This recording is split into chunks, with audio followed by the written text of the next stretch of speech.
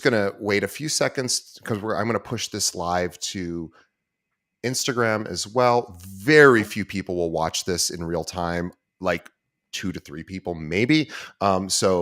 Certainly there's no real pressure here to get everything perfect. No We're good. worries. We're good on Instagram, but we'll have fun anyway. And we'll just jump right in. Okay. Today, my guest on the show is Cole Jarvis with Jarvis Media. Let me tell you more about Cole. With experience working at Facebook, TikTok, iHeartMedia, and Coldwell Banker, Cole has developed social media strategies that help real estate agents of all sizes see massive brand growth. Using internal knowledge of how social media platforms operate, Cole knows what works, what doesn't work, and what actually makes a difference for the bottom line of a real estate agent.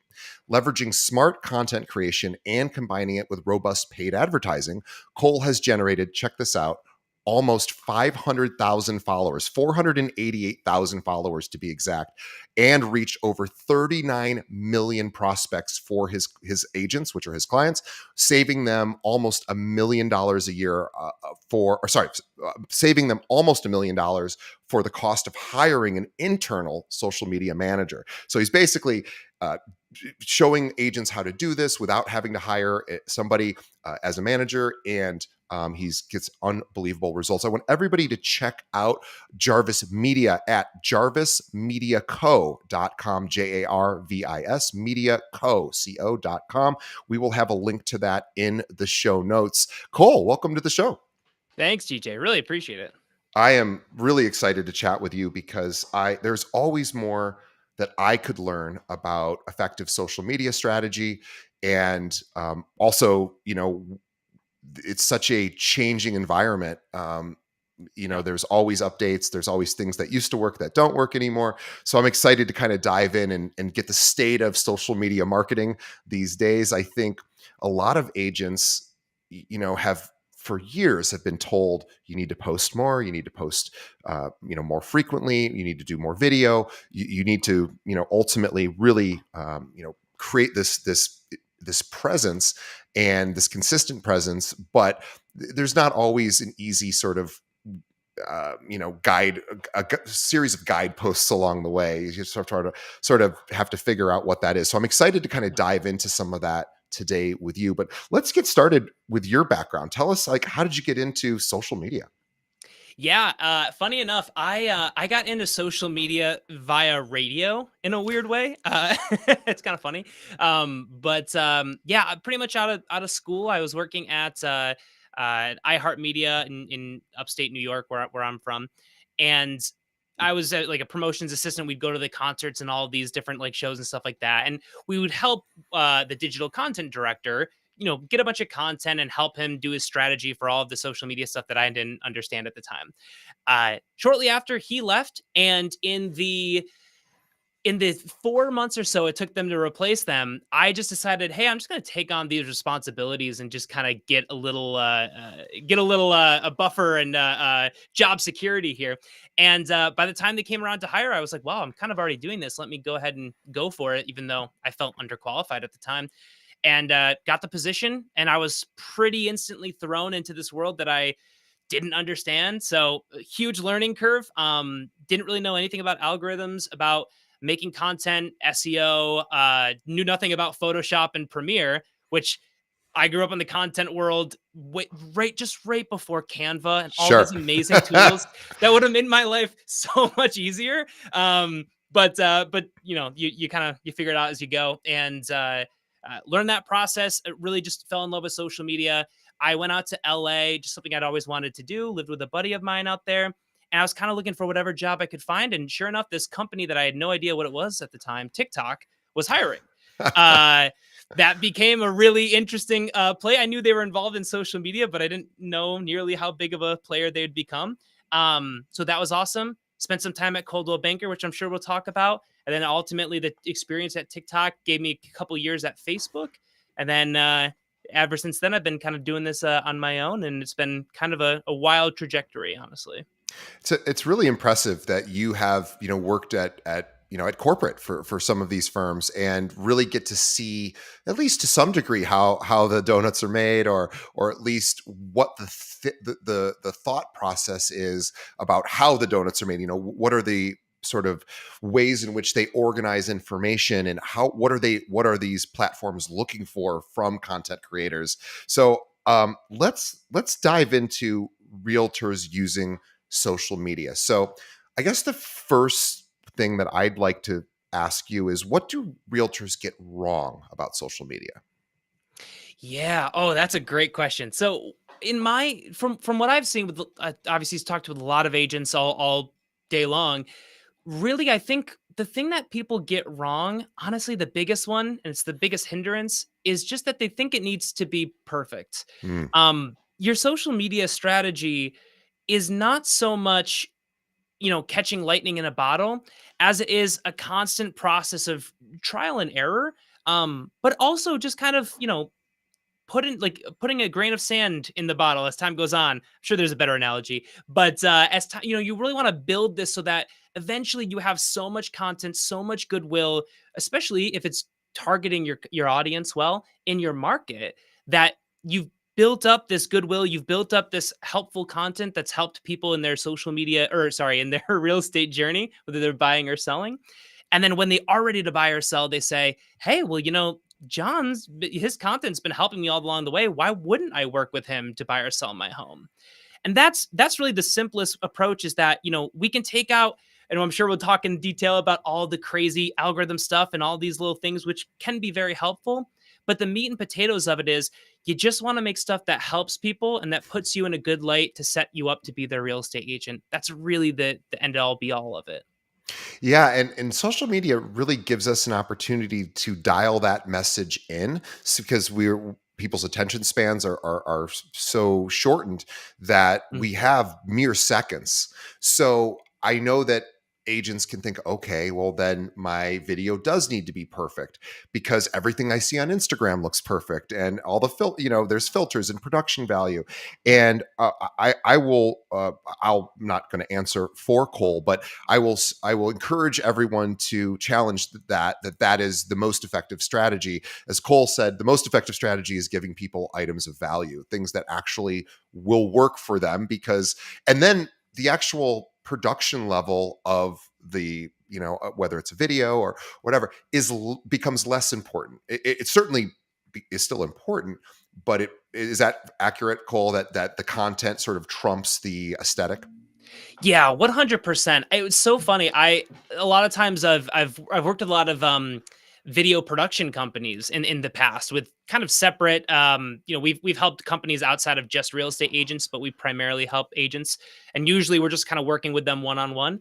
But we've worked with a lot of video production partners in different cases, and it's so funny. A lot of these folks who have the best equipment, the best sound, the best lighting. I was just talking on, I think it was on Friday, with a couple folks who run a company out in a video production company out in Austin, and they're saying, "Yeah, we'll purposefully make content lower quality because it Wow. resonates in a different way."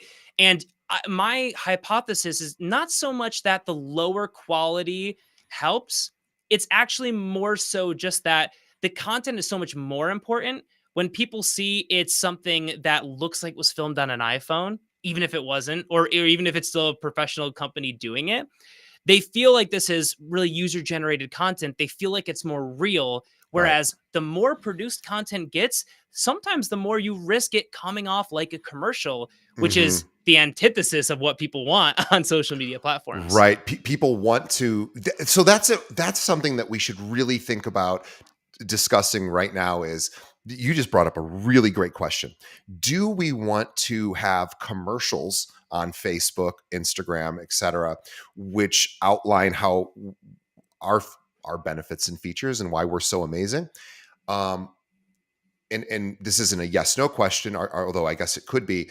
So do we want to do that, and or do we also want to produce, um, use what you would call more impromptu content that isn't as highly produced, isn't as slick, isn't as scripted, but more authentic, and really solve some sort of problem or answers a question that a client might have? Am I sort of understanding that correctly? Yeah, it's so interesting. There's a lot of schools of thought when it comes to this. And ultimately, I would say like the real answer to anything in marketing, whether it's social media or otherwise, is testing. Right. So the real way is to test it. But the different schools of thought are very interesting. You have the Gary V model, which is the jab, jab, jab, right hook. The Right. idea there is you have three great pieces of content that are value driven for every one content that's like, hey, by the way, here's what I do. You can work with me. Hmm. That's a strategy that's kind of actually more has become famous really from the TV model.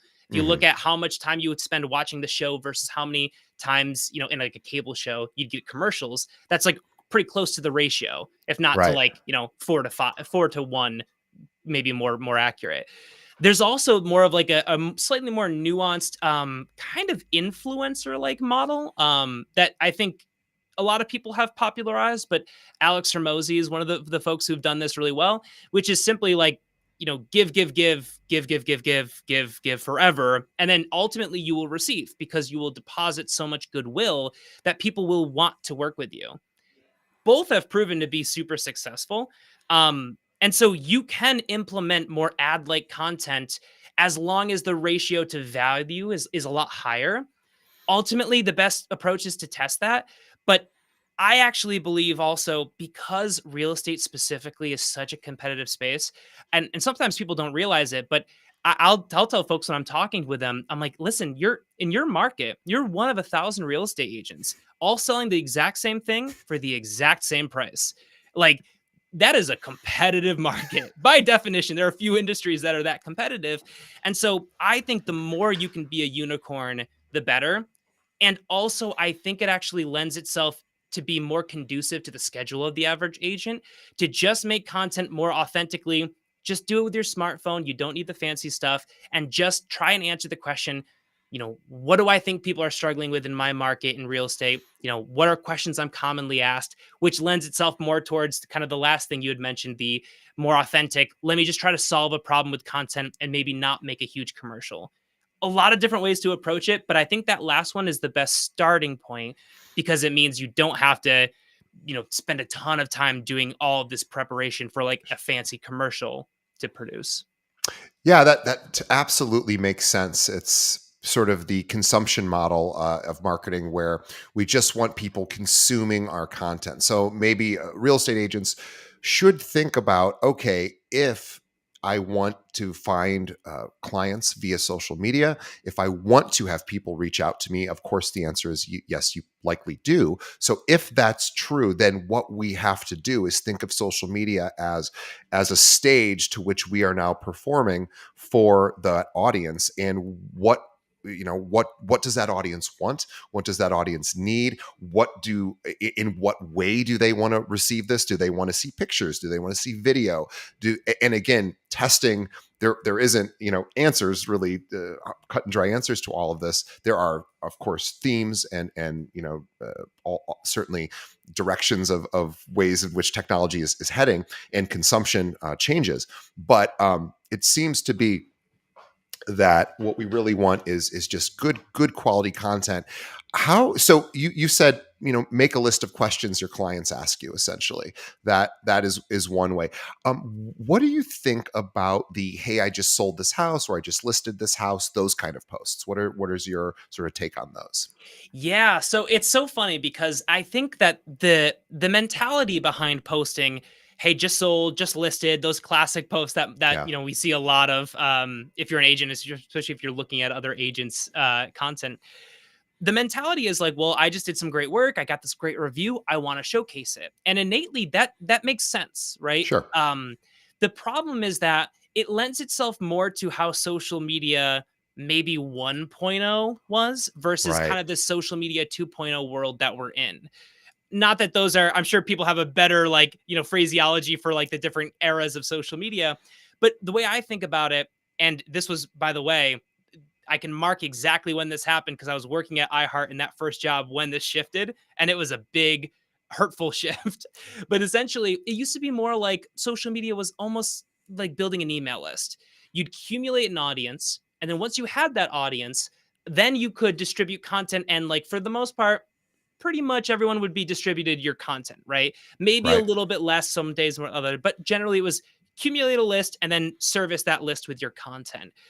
That has very much so shifted. And so now, regardless of the amount of followers you have, good or bad, your content is much more of a meritocracy now. You Right. have to earn every view now. And in some ways, that's great. Fewer barriers to entry. Some ways, that's really hard. More effort, more time needed to get some great content. And so ultimately, when we create more content that's like, hey, here's all this good work I did, the reason that lends itself to the old model is because, well, people would get your content either way. Right. Now, because you have to earn every view, that is really hard to compete that piece of content against somebody's viral cat video, or Right. even what most people go on social media for, which is their friends or family, and trying to avoid business content, which is why it's Sure. so hard for businesses to really grow organically purely from their content.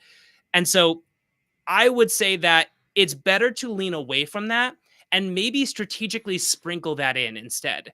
Say, hey, I just sold this house for my these folks in this market, and you name your market there because it's helpful for SEO and just for relevancy for your audience. Um, Here's what they struggled with. Here's what we helped them Yeah. with, and kind of make it more of a narrative.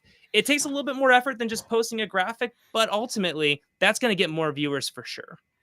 You brought up a really good point. It's like, what does the audience want? Do audiences really want commercials? Well, the answer isn't no. We certainly accept a certain level of commercial in our life. We see billboards, we watch television, streaming services can have ads as well. So it's not that we don't. I mean, I don't personally love commercials. I think most people don't love watching a commercial, but we tolerate it. But I think you're right. So I would tolerate somebody's just listing just sold, and it's nice to see your friends succeed, and all of that is great. But if I'm somebody who I'm looking for maybe new players into my or new leads. I am not, that's probably not going to do the trick. I think Mm.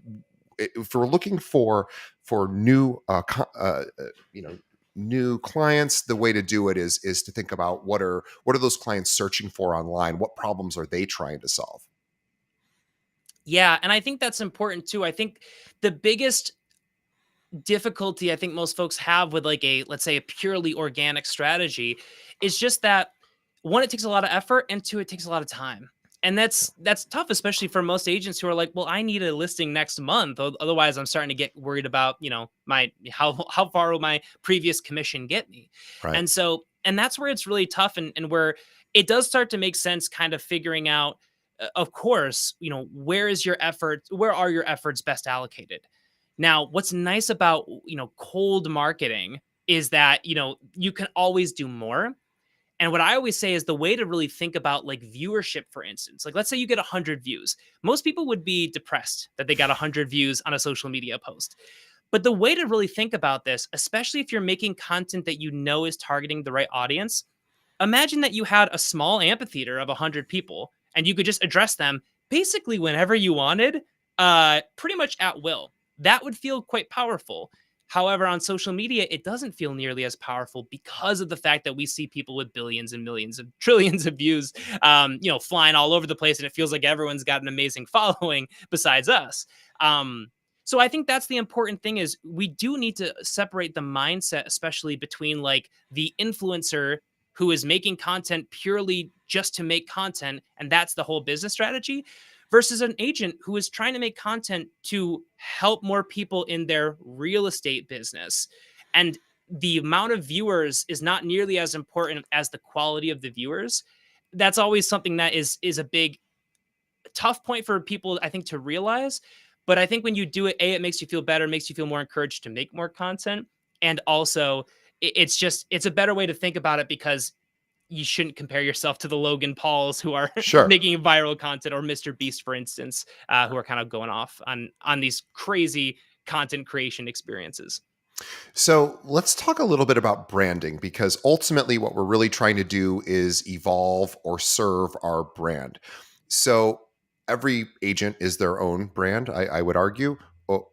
But how should someone start to create an idea if they don't have a well defined brand? What should they do first? Yeah, great question. So what I always recommend, and this actually kind of solves two problems in one. So we want to create a brand. We need to know, okay, what is a brand? A brand is really just an association, right? It's saying, hey, this person represents these values, and that's why I like them or I dislike them, whatever it may be. And so when we're creating a brand, we know that we need to have a repetition of content, as we're talking about on social media here, that enforces that brand, that represents whatever those content pillars are. So let's say you're a real estate agent and you're like, hey, I really want to be a no pressure real estate agent. That's the brand I want to establish. Well, you have to make a lot of content and constantly reinforce the fact that, you're there to help people. You're very low key. You're not like, let's say, a Grant Cardone mentality, which is nothing against it, just very different Ask, mindset ask, there. ask. Yeah. Right, right. Yeah. Did you ask 5 times for the sale? Right. So like that happens from repetition. And what's really cool is this solves another problem a lot of folks have. When I talk to a lot of folks, they say, okay, well, I need to make content. I have a couple ideas, but what's like the fourth video I make? Right. The nice thing is you don't have to make a novel piece of content every time. And I wouldn't recommend that you even do, because that makes it harder to have a consistent brand. It's really more about having those topics, those content pillars, whatever makes sense for you and whatever's something more authentic for you. That is going to be the best type of content pillars to create, whether it's, I help, let's say, first time home buyers, or I have an agent I work with in Seattle who helps almost primarily medical folks, because it's a big medical community, and also newly divorced women oftentimes. And it feels very niche, but there's a market for that. And she can be kind of the expert in that field in Seattle. And so by repeating that content topics, it tells you what kind of stuff you should talk about. And it makes it so you don't have to feel like you have to write a brand new book every time you're getting on video. But it also reinforces the brand as long as it's the right brand that you want to identify with. So volume and sticking to 2 to 3 content topics, that's really, I think, the kind of where to get started with building that brand. And the idea is what we want to get people hooked on our content based on certain topics, right? So we want, if I was doing a daily post in the recruiting realtor space, because that's where I play, I might have a broker tip or agent tip of the week on Monday. Tuesday might be, I don't know, could be other things, right? So we could have different topics, different days of the week. Let's ask a really fun question, which you get asked all the time: is which social media platform should I be focusing on? Yes, I get this all the time. And it's my answer is probably not what most people think. I think most people expect me to say Facebook or sorry, TikTok or YouTube. Honestly, it's whatever platform that you are currently on the most, because all of these platforms, they all have the exact same business model pretty much, which is just the more people stay on the platform, the more ads they see, the more money that platform makes. So they reward content that makes people want to stay longer. Sure. So that's the business model on and whatever platform we're on. Now they have different features and slightly different things. YouTube's more of a search engine. TikTok's like more primarily short form. So you have all of that, but it's such a barrier to entry to make a lot of content. And the best way you can grow is the fastest way is to make a lot of content. You should really just be focused on trying to get rid of as many barriers to entry as possible. So if you're on Instagram every day, let's say, make Instagram content. Don't worry about the other platforms. Focus on where your strength already is, because you already know that platform. It's less of a learning curve, and it should be a quicker process to make it because you'll feel more comfortable. Whereas if you're like, oh, I got to figure out how to make Facebook videos and I have to figure out how to do the SEO for YouTube that I've never done, it's less likely you're going to do it, which means you're going to make less content. You're going to learn slower, and it's going to be harder to compete. So ultimately, it's less about in my experience, it's less about the platform and like the tips and tricks and little algorithm differences they have, far more about how do we make this practical for your busy schedule. Yeah, and if anyone's out there listening and thinking, I don't know where my clients or my friends, where they spend the most amount of time, what social platform they're using, ask them. Do Yeah. a survey. Say, hey, do you use TikTok? If so, how often? Every day? What's your go-to social media app? And you could ask that as a single question, that would probably tell you everything you wanted to know. What is your go-to social media app? You could send that out to all of your sphere of influence, and that will give you a pretty good idea of where the people already in your sphere are hanging out. Yeah, that's a great it's a great tip, and I think 100%. And also, just you should always be talking with folks who you think are your target market, because you'll never not learn enough for it to be worth it.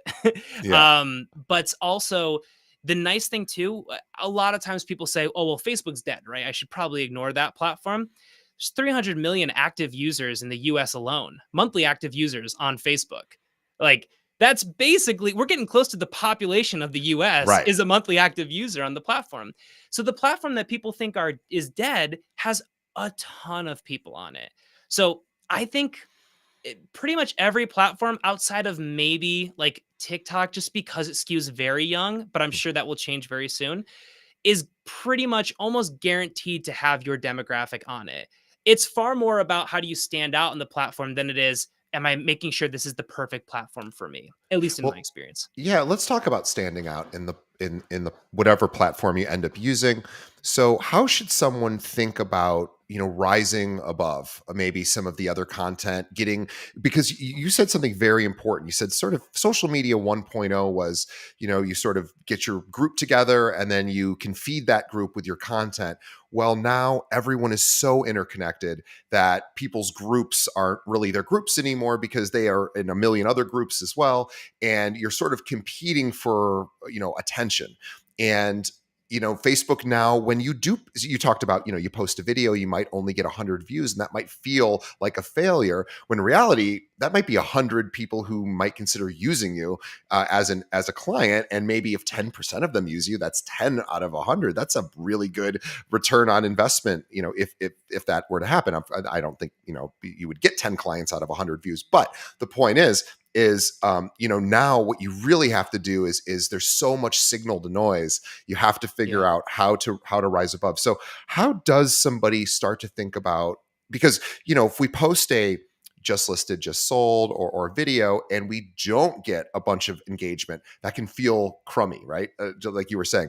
So part of what is getting the mindset of, there isn't failure or success, there's just result. And also, I'm not comparing myself like, to Mr. Beast or Logan Paul, like you said, but also figuring out, figuring out how to sort of showcase your content, or why the social media platforms would showcase your content above someone else's. So maybe we could talk about that a little bit. Yeah, it's a great thing to dissect. So it is 100% true that, people obviously want to stand out. And we've talked about it's a very competitive field. So that's very crucial, especially in the purely organic social media world, right? If we're not running any kind of like ad campaigns, then our organics really got to stand on its own, right? As a to be worth our time investment. I find there's two separate kind of mindsets about standing out. There's standing out in terms of like social proof, Mhm. whereas like you can be the most viewed agent in your market, and you can be the most let's say followed agent in your market. And with that comes a lot of credibility. Even, and I talk with folks about this all the time. They say, okay, well, if we're in the social media 2.0 world, well, what good is followers? Followers are still great. It's like having a lot of reviews. Yeah. It shows people, hey, there's a lot of people who back this person, who have invested time and value their content. It's not easy to get subscribers or to get followers. That gives you an advantage over somebody with like 100 followers. It's a very true. There's actually a, without getting too much into the weeds, there's a social media ad strategy where you simply put out an ad, and the first objective, the first goal of the ad is just to get a lot of engagement, so that when you convert it into a ad that tries to drive traffic or tries to get leads or whatever, it's got a lot of social proof, a lot of people liking and commenting, Ah. just to actually increase the conversion rate. So it's a tried and true strategy. And that kind of brand awareness, social proof aspect of standing out is very strong. Now, that's one way to think about things, and that strategy would be very different. Another one is, how do I stand out purely to my ideal customers? Whereas, like you were saying, DJ, maybe I only get 100 views, but if these 100 views are really qualified folks, that could be plenty of business for me for a year, depending on the market and all of that kind of stuff. So you can stand out by being the biggest, or you can stand out by just targeting the best, being the most accurate. And what's really cool is that the algorithm makes it very easy to get in front of people who want to watch your content. Oftentimes we say, people say, oh, the algorithm didn't like my post, or YouTube didn't like this, or Instagram didn't like this. The best way to think about this stuff is that replace the word algorithm with audience. Say, no, my audience didn't like it. Because remember, these platforms live or die by how long people stay on them. So they're very good at giving people content that they want to see. So we should trust in the power of that algorithm to serve the right kind of content to the right kind of folks, because it's in their inherent, benefit. And so if we make a video that's, hey, here's this really specific tip about, selling a house in, um, upstate New York, for instance, where I'm at, we know that people who see that are really going to be interested in it, whether that's 1,000 or 100. And so sometimes getting fewer viewers is actually a good strategy, depending on how you want to look at it. Most people want to be the biggest and the best, and that's totally cool. It just takes a different level of input there.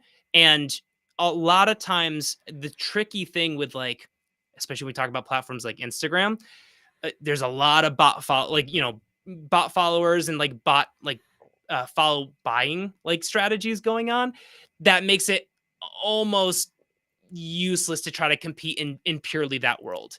But you can run hybrid strategies where you get a lot of viewership that's real viewership and can help you be the most viewed agent in your market. And that's actually something that we do with some clients depending on what their needs are. Yeah, I was thinking about if you live in Syracuse, and if I was to move to Syracuse, and I've driven through Syracuse, but I've never spent time in Syracuse. So this is a really good example because I know virtually nothing about Syracuse. So other than the basketball,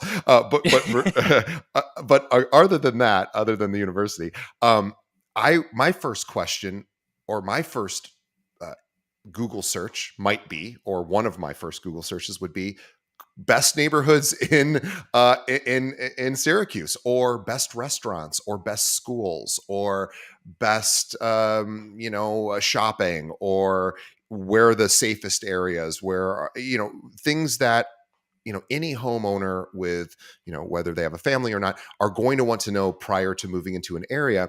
And so if I'm hearing you correctly, what we could do is start creating those hyper specific answers to questions, like, and you can even get more granular than, where in Syracuse should I live, being like, let's explore this neighborhood this time, and let's talk about this neighborhood or this street, or even, you can get as detailed as you want.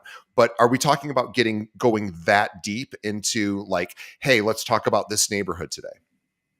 Yeah, I think 100%. And that's really, it's a great way to look at it, because depending on, a lot of people deal with this where they're like, well, maybe I'm in a highly sought out destination. And funny enough, Syracuse was never that. But nothing against Syracuse. It's just, we're an exporter of snowbirds to places like Florida, generally speaking. However, we have like a large large, massive chip manufacturing company building a huge factory here. So we're going through a really interesting period where now agents are like, well, now I can actually target viewers in the rest of the states, who might be moving here for that Yeah, massive infrastructure growth. And it's interesting. So we're seeing a lot of agents kind of going through that right now. But even if you're in an area that it's far more, you're that helping people aren't somebody. moving into necessarily. Yeah, Right, right. But that's why it's so important to know your audience, because then yeah, maybe you want to make content that's kind of more wide reaching for folks kind of coming there. Or in a lot of cases, you're helping somebody go from, like, let's say if they're already like in like the LA area roughly, maybe you're helping somebody go from like Studio City to Burbank, right? yeah. It's like the same basic thing, right? It's going to be slightly different town cultures and that kind of stuff. And so it's really important to know your audience. But yeah, when we get granular with our content, it helps us really, of course, pinpoint people who are specifically in that. Like, let's say the chances of you saying, "Hey, I'm the best real estate agent in Burbank, work with me," and getting like a real client from that is way less so than like, hey, I just helped somebody in Burbank buy this kind of house. It was their dream home because they were looking for this kind of cultural living and these kinds of benefits and all that stuff that Burbank's known for. We had an amazing experience. We looked at all this stuff. That kind of more narrative driven before and after kind of content targeting people specifically looking to move to Burbank, it's way more powerful and way more likely to get real tangible results for folks. So I say the more granular you can go, the better. Yeah. So getting really hyper specific. So I knew I once interviewed a top realtor who was in a smaller, more rural area. I mean, it wasn't a super small market, but it wasn't a destination people would be, wanting necessarily to move into in any sort of mass scale, like a Nashville or a Charleston or Austin or these sort of hot spots where people are moving these days. So she goes, well, people aren't really moving in here, but she goes, people move up within my, within my geographic area. So in other Yeah. words, people buy their first house typically over around this area, and then they're thinking about what's, if that's not their forever home, where's their next house. And so she started making content going, hey, here's some ideas for your next house in XYZ, area.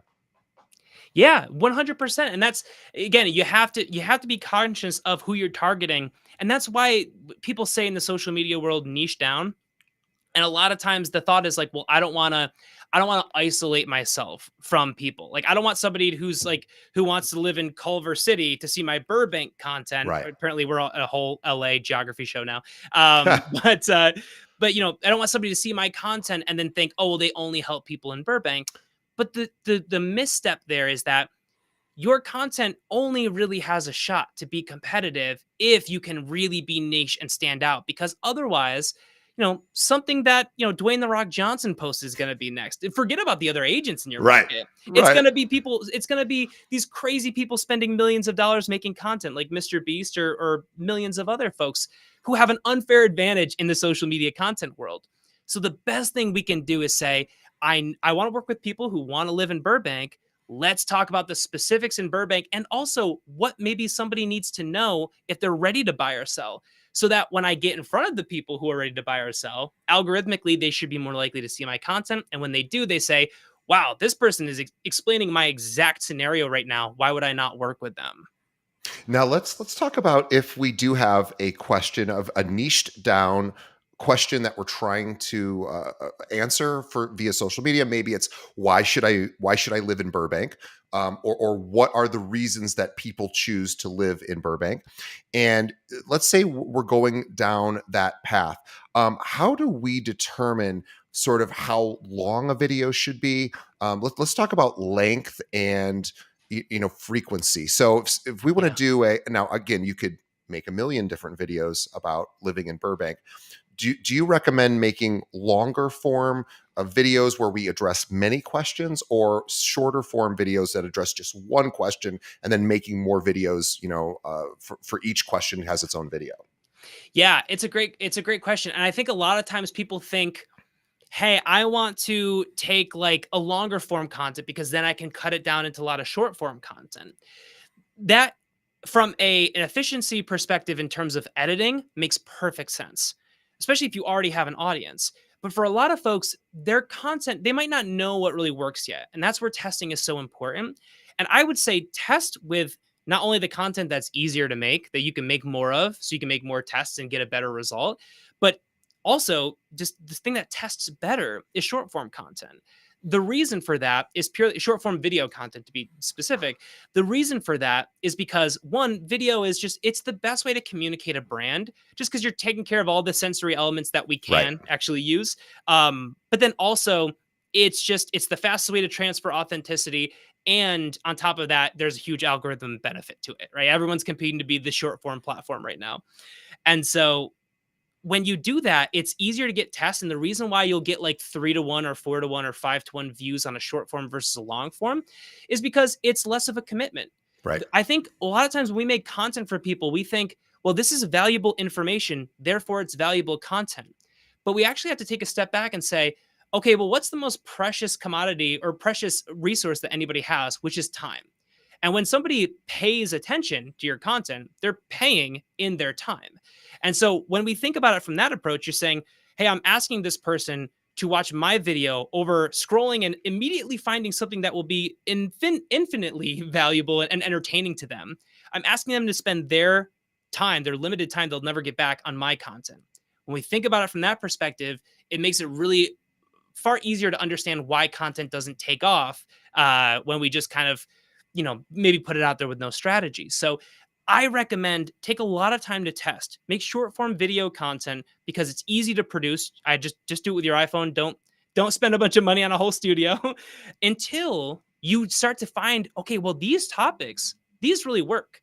And as long as that, of course, is relevant to our brand, then let's start investing and doubling down into maybe long form or maybe podcasts or things like that when we know it's a topic that resonates with the right folks. So, question about posting is that, yeah. So start with short form. Eventually, you can, just because you can do them more efficiently, more efficiently, certainly. And my question is, how do you measure the effectiveness of a short form video? Yeah. So there's a couple of key KPIs, key performance indicators that I think make the most sense for folks. And so you have reach, which is the number of individuals your content gets in front of. If you post on Facebook or Instagram, hopefully you're doing this with a business account. I highly recommend it. A lot of people use personal accounts. It's harder to track this information. So that's why the benefit of the business account exists. So if you make a business page and you make like an Instagram account and you attach it to your Facebook and all that annoying hoops that they make you jump through, when you go into your insights tab or you go into business.facebook.com, which will open up what's called Meta Business Suite. Apologize that Facebook makes everything super difficult, but they They do. do. They sure do. It's when I was there, I was like, why are you making it so tough for people to use your stuff and to give you their money? Because the ads platform is nuts. Like It's nuts. it's so complex. I'm like, this is so counterintuitive. But anyway, if you go through it and you make like a Meta Business Suite account, which should be fairly easy, you might already have one, not even know it. You can track all of your results here. And the main KPIs I would focus on is reach. That should be your bread and butter in the beginning. Because again, if we're putting out organic content, we can market for the most part, especially if we're staying on brand and not just making crazy trend videos because we think it might go viral. If we're talking about the stuff that is on brand for us as a business, as a real estate agent, then we should know our reach is going to be getting in front of people because it's registering with what they want to see. So reach is probably the biggest one. Impressions, people get the two mixed up. Reach is the number of individuals your content gets in front of. Impressions are the number of times, like your video, for instance, has been seen altogether. So let's say 5 people, you reach 5 people, hopefully way more than that, and you get 10 impressions. It's every person saw it probably two times, basically. Right. That's how that works out. So the reach is really the most important thing. But you also have things like, of course, click-through rate. If you have content that clicks through, depending on the platform, that will show you really high levels of intent. But I wouldn't focus too much on things like likes and comments, just because people can love content and not comment on it. I don't comment on anything. Well, Yeah. this is a podcast. We not I shouldn't say never. Rarely do we. I mean, we do get our listener feedback. We get them in the way of people leave reviews or they email us. But 99.99% of our listeners have never reached out to us or done any sort of engagement other than download and listen to the episode. Yeah, and you know what's I'm working with a real estate agent in Florida. They had an amazing story. I'm so glad they shared it. They said they started making YouTube is kind of their platform. They started making YouTube videos for a long time, for like years. They had I believe it was a listing agent reach out to them, and they said, "Hey, you're representing Lisa on this home purchase, right?" I don't remember the name, but let's say it was Lisa. They said, "I don't know who this person is." They said, "Oh, that." They said that you're their agent. Turns out a viewer of this person's content had been watching them for so long, they called up about a house. And then when they asked what was the agent, they just named the agent that they've been watching forever, which is so funny and kind of the perfect scenario for any real estate agent out there. Right. That's the dream right there. But they have no idea because it's not like this person DM'd them or commented or anything. it just goes to show the power of views is really strong there, regardless of if they hit the like button or even the subscribe button or the follow button. And it's because their people are wired for connection, and through social media we're looking for people to relate to connect with. We're looking for problems to be solved, but it's Yep. all interpersonal, right? So we have to think about these social media as this interpersonal exchange, and to really think about how do I service the people with this content. So okay, so we talked about the metrics of looking at reach is most important.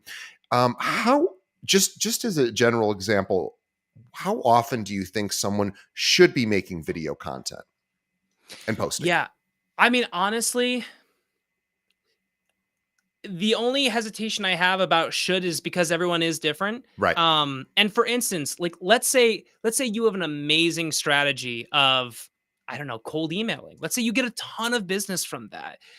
Social media, I'm biased toward it, but it's just one marketing avenue. Sure. Like, so I would be wrong to say like, hey, take time away from this amazing cold email strategy that's getting you business and throw it into testing the waters in social media. But what I will say is that ideally, I would make a video once per day. Not actually because of algorithmically there being some secret there, but just because if you do anything once a day for long enough, A, it's not that hard to do, especially if you just film it with your phone, talk about things that you already know about. I mean, you can make content really in 60 seconds and post it pretty much immediately. It's not much of a lift. Everyone has time for that. And if you do that every day for a month, you're going to build a habit. And once you build that habit, it's not like, oh man, I got to jump through these hoops to make the social media content. It'll be second nature to you. So I would recommend that if you're brand new. Honestly, at the end of the day, really the more content, the better. The only thing I'll say is that one platform I've seen a little issue with is I wouldn't post more than like 2 times a day to Instagram. Tends to have negative results. But for the most part, the more content you have, the more people you'll get in front of, but also the more information you'll have, which makes you make better choices and build a stronger strategy. And it becomes very difficult to fail when you have that much information and data on your side.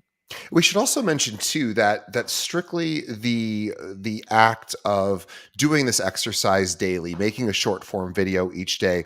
I remember reading a book by the person who mentored Mr. Beast. It was an Mm, analytics guy, and Mr. Beast basically said, "Assume your first 100 videos are going to be just terrible."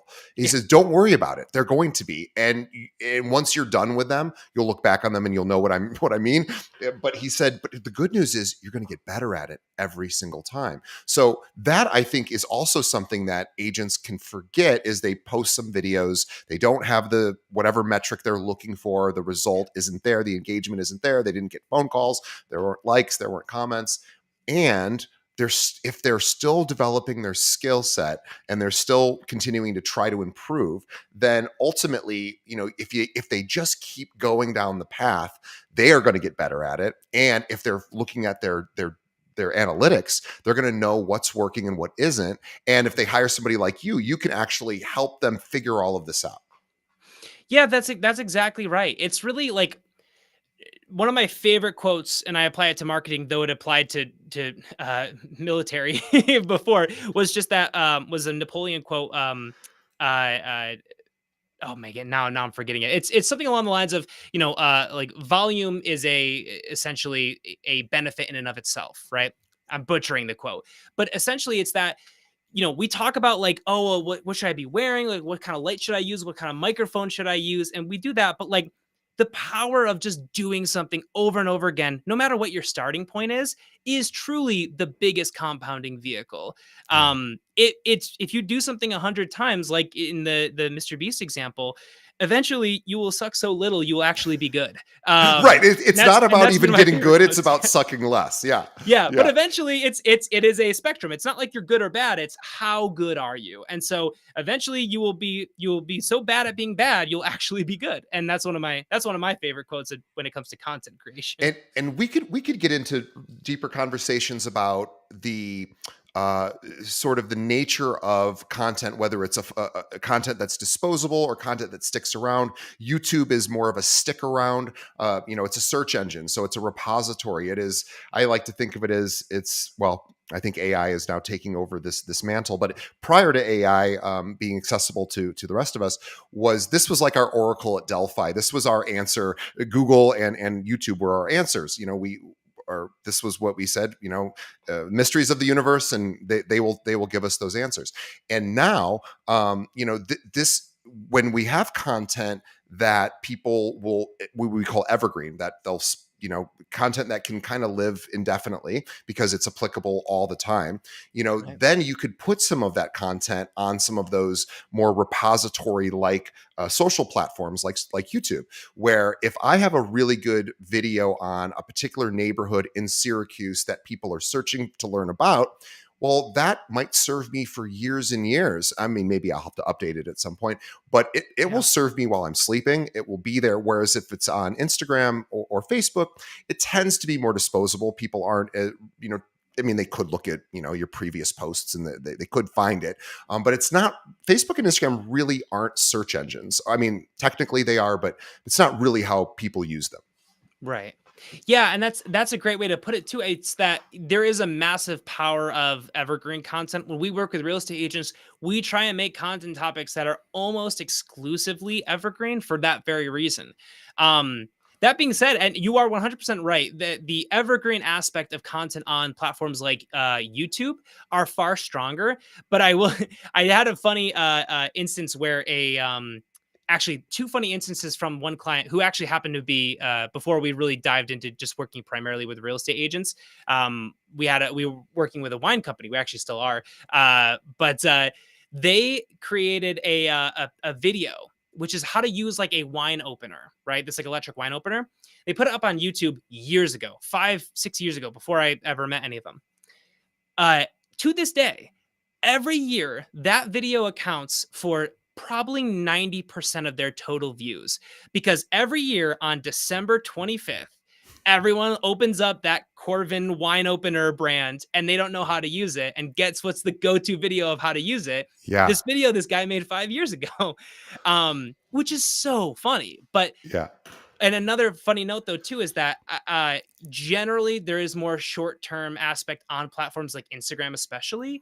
Um, we had a video that like I was looking up for a client the other day that I was going through and I saw a bunch of likes come in. I'm like, oh man, they really like the new piece of content.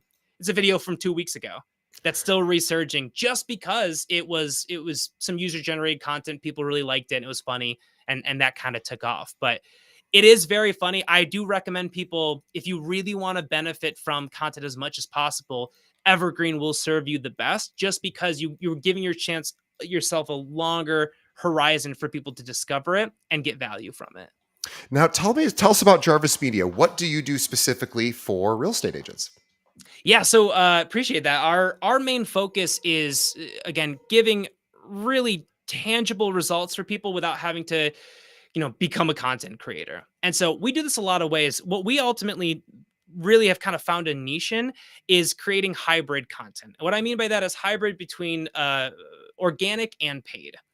The reason for this is because if you're a real estate agent, you have very limited time. You have to make content, to be relevant on social media, but your time has a monetary value itself. So for agents who are at a certain level, we find, hey, let's make the best piece of organic content we possibly can, and then implement a really minor, very like a scrappy paid budget with it as well. That not only helps us get in front of more people, but target more specifically too, which we can't do as much on the organic side. So we've built our whole model out of having agents come on. We do a 1 hour a month call with them. We get a whole month's worth of content, and then we edit it all, deliver all the content to all their platforms, so that they can focus on what they're best at, which is being an awesome agent. So let me make sure I understand. So the idea is, make a really great piece of content, and then possibly because it's somewhat disposable on Facebook, Instagram, we'll use a paid campaign to redirect attention back to that content. Is that my understanding? Yeah, we'll squeeze that organic orange for as much as it's worth, and then implement that in a paid strategy, which allows us to target again more specifically and test more accurately, because then you start to get out of the weeds of like, well, maybe Tuesday more people saw than Wednesday. You start to really get a much clearer representation of the content that resonates when you're able to A B test so perfectly with ads. And that's how we help to make content that just gets better and better month over month. And again, the time savings is really what people care about. They say, how can I work with you and just do 1 hour a month? You help me make the content, and then I can just focus on the other aspects of my business that are super important.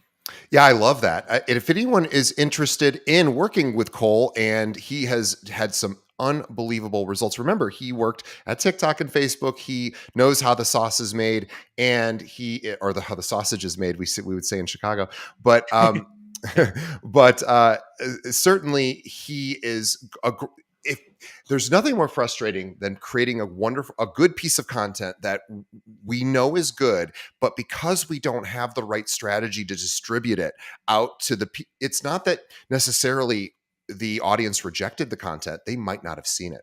And Yeah. this is something that happens with Just Listed and Just Sold posts all the time. Is somebody says, hey, I just did this cool thing, and here's a picture of it, and they don't get a lot of likes, and they're like, oh, I guess people weren't happy for me. No, it's that Facebook probably knows that that's not a super engaging post, because it's just basically an advertisement for yourself, or a little congratulatory thing.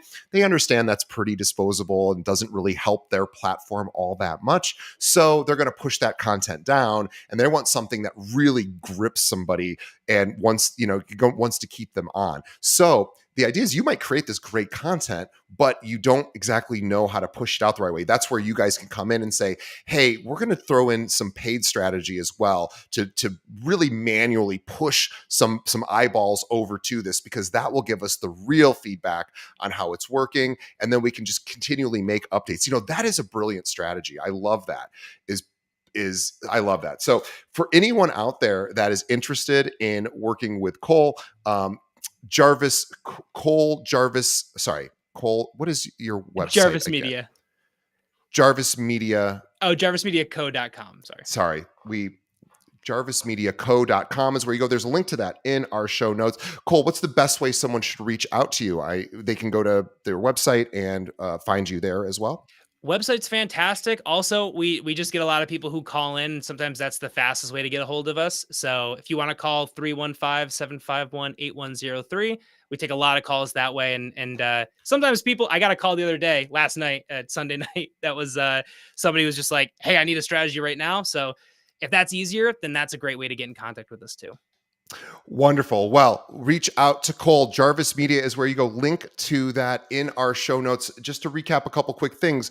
Cole said, hey, let's first figure out where your audience is hanging out. Where do you hang out? Let's focus on that platform. And then let's start figuring out, how do we solve problems for people that are on that platform? How do we answer questions that our clients ask us? How can we create short form, quick content to then start getting into the habit of doing this daily. And then we can start really getting fancy by hiring somebody like Cole to come up with a better marketing strategy to actually direct more and more eyeballs to that content. Cole, this has been fantastic. I really encourage our audience to reach out to Cole, and they can, Jarvis Media Group is where you want to go. They are everywhere, and we have links to them on our show notes. Cole, thank you so much, and we will see everybody on the next episode.